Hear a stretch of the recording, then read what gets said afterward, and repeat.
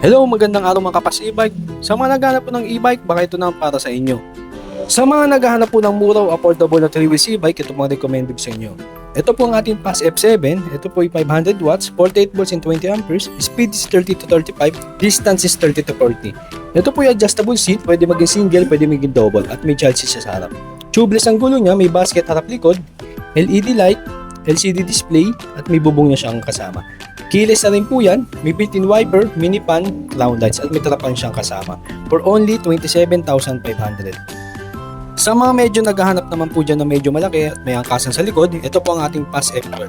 Ito po ay 800 watts, 60 volts and 20 amperes, speed is 35 to 40, distance is 40 to 50.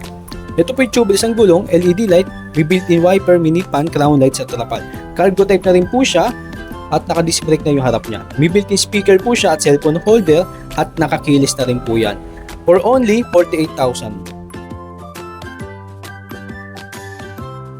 Ito naman po yung Galaxy F10 Extreme natin. Ito po ay 1,200 watts, 60 volts and 20 amperes, speed is 35 to 45, distance is 40 to 50. Ito po ay cargo type na rin po siya, may extra tire at naka-tubeless rin po yung mga gulong niya.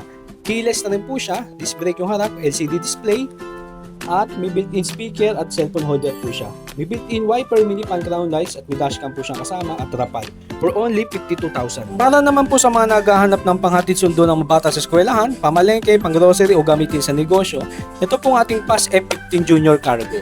Ito po ay 1,000 watts, 60 volts and 20 amperes, speed is 35 to 40, distance is 35 to 40.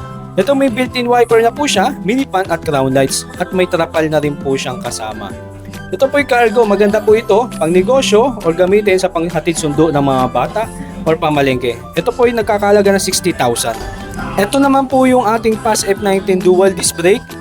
Ito po ay 1,000 watts, 60 volts and 20 amperes, speed is 35 to 45, distance is 40 to 50. Ito po ay tubeless ng mga gulong niya, keyless na rin po siya, may built-in cellphone holder po siya at speaker. May built-in wiper, mini fan at crown lights at trapal na rin po siyang kasama at cargo type na rin po siya.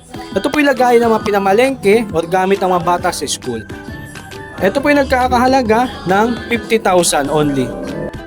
So guys, thanks for watching and ride safe.